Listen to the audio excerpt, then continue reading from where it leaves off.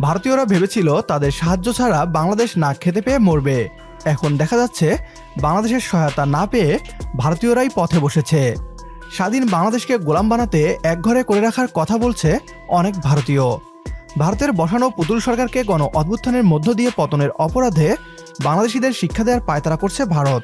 এরই ধারাবাহিকতায় বাংলাদেশিদের ভারতের ভিসা না দিতে অনেক ভারতীয়কে নরেন্দ্র মোদীর কাছে দাবি করতে দেখা গিয়েছে।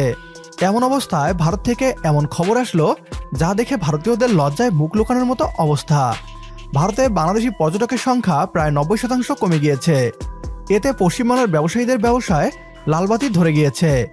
ভারতের বাংলাদেশিদের বয়কটের আগেই বাংলাদেশিরা ভারতকে বয়কট করা শুরু করে দিয়েছে। এই সুযোগকে কাজে লাগাতে মাঠে নেমেছে পাকিস্তান সরকার।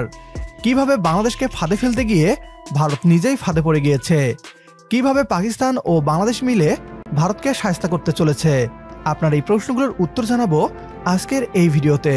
অনুরোধ করছি ভিডিওটি শেষ পর্যন্ত দেখার জন্য। বাংলাদেশকে এতদিন ঘরে বাইরে সমানে চুষে খেয়েছে ভারত। বাংলাদেশে নিজেদের একটা পুতুল সরকার বসিয়ে ভারত নিজেদের ইচ্ছামতো বাংলাদেশিদের হক মেরে খেয়েছে। অন্যদিকে বাংলাদেশের স্বাস্থ্য খাত এবং পর্যটন খাতকে ধ্বংস করে বাংলাদেশিদের ভারতে ভ্রমণ ও চিকিৎসা করতে বাধ্য করিয়েছে। নতুন বাংলাদেশ এখন আর ভারতের ইশারায় পরিচালিত হবে না। বাংলাদেশিদের রক্ত চুষে খাওয়ার দিন যে এখন অতীত হয়ে গিয়েছে তা ভালো করেই বুঝতে পারছে ভারত। ফলে শেষ চেষ্টা হিসেবে বাংলাদেশকে বন্যায় ডুবিয়ে গোলাম বানানোর পরিকল্পনা করে তারা। তবে এতে হিতে বিপরীত হয়ে গিয়েছে। বাংলাদেশিরা এখন ভারত বয়কট করতে শুরু করে দিয়েছে নিজে থেকেই।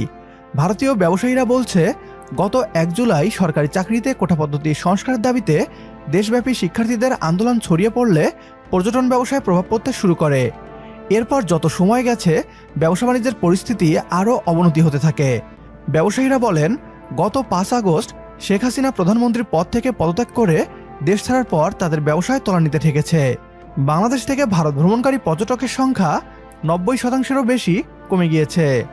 ভারতীয় সংবাদ মাধ্যম দ্য ইকোনমিক টাইমসের এক প্রতিবেদনে বলা হয়েছে, ভারতে যাওয়া পর্যটকদের প্রায় 1/4 বাংলাদেশি। প্রতিবেদনে আরও বলা হয়েছে, এই পর্যটকরা মূলত মেডিকেল ট্যুরিজম কিংবা কেনাকাটার জন্য যান।